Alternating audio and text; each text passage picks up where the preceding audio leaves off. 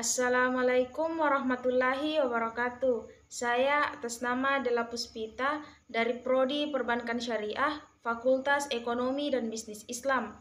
Di sini saya akan menjelaskan sedikit tentang materi dari teori produksi dan biaya produksi. Yang pertama yaitu bentuk-bentuk organisasi perusahaan, terbagi menjadi 4. Yang pertama, perusahaan perseorangan.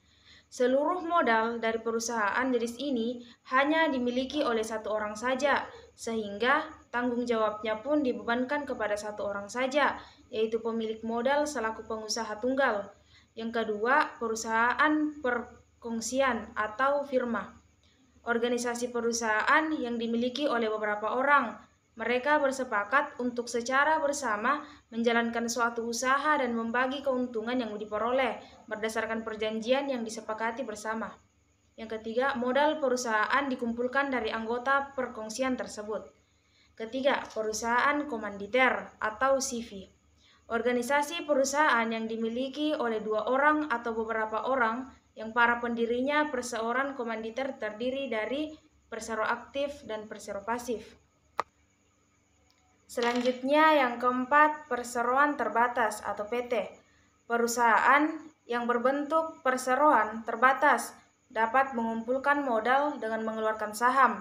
Yang kelima, bentuk lain perusahaan yaitu perusahaan milik negara dan perusahaan koperasi.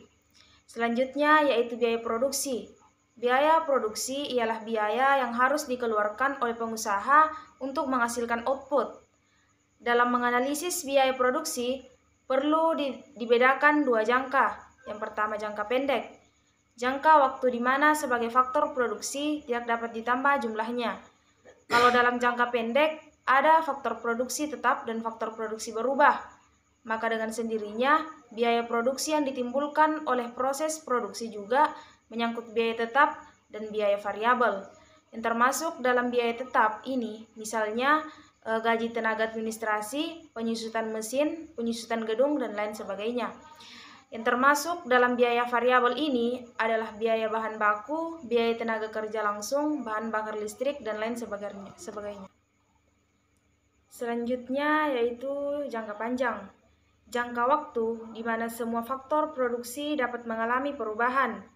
Dalam jangka panjang, perusahaan dapat menambah semua faktor produksi atau input yang digunakan. Oleh karena itu, biaya faktor produksi tidak perlu lagi membedakan antara biaya tetap dengan biaya variabel. Sekian dari saya. Wassalamualaikum warahmatullahi wabarakatuh.